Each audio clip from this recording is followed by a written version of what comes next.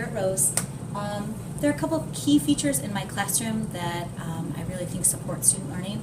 One of them is the lighting. Fluorescent lights are really harsh on the eyes, and so I tend to keep them down. We have diffusers over the lights, and then we use a lot of task lighting. And then the windows, trying to keep the windows open or closed depending on the sunlight. And then this year I added curtains because that was one of the kids' big feedback pieces to me, was that the glare on the iPads was an issue. So I added curtains to allow that glare feature to go away. So we have task lighting around the room in different areas. The other thing that's really important to note is the color that you choose in your classroom. There's a lot of research behind how color impacts learning, specifically different areas and emotional states. So I chose blue because I want the kids to be very calm. So using color can help activate memory and background knowledge for students as well. Multiple types of seating. So we have chairs that rock and bounce that have an ergonomic feature here that allows the children to take pressure off their lower back and their upper necks. We have chairs that spin and raise and lower, and this allows them to adjust and wiggle as they learn. We have a couch. We have comfy seating and stools, and we have rocking stools, as well as traditional desks and chairs, and that allows for choice depending on the need of the child, the size of the child, and what the child is looking for on that particular day.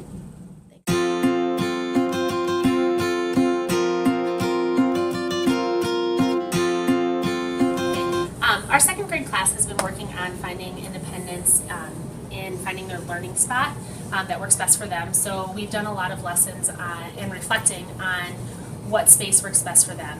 And since they're second graders, they're still learning. And what we do is we've talked about what spot is best for them, different types of seating, and then they have to pinpoint where they find themselves working best.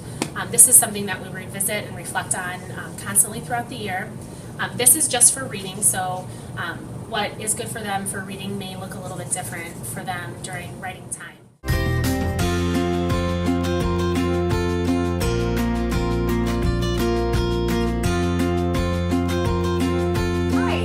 Well, welcome to one of our class meeting spaces. We have a lot of group time as a whole group here.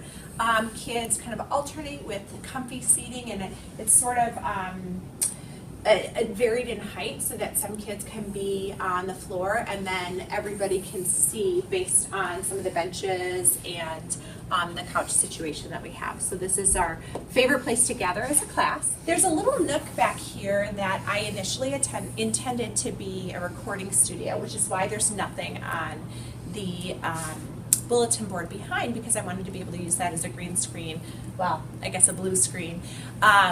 What happened was, instead of it becoming a recording studio, a few of my students found that that was their favorite place to concentrate on their work. It's kind of tucked away from the rest of the room, and it became a favorite spot, so that's what we use it for primarily, just favorite spot for a couple of kids. Hi, welcome to my first grade classroom. Just a sneak peek into what a first grade space looks like that offers flexible seating for students. Every 2 or 3 months we kind of take a vote and the kids get to actually decide what the space is going to be rearranged to. And for example, this time around, that was a standing table, and they decided they didn't want a standing table anymore because they could stand at the countertop, so I removed the bed risers and now it's back down with wobbly stools. So we tweaked the space based on what the kids recommend the space look like, and I think that gives a sense of empowerment to the students. And that's the way we do it in room 132.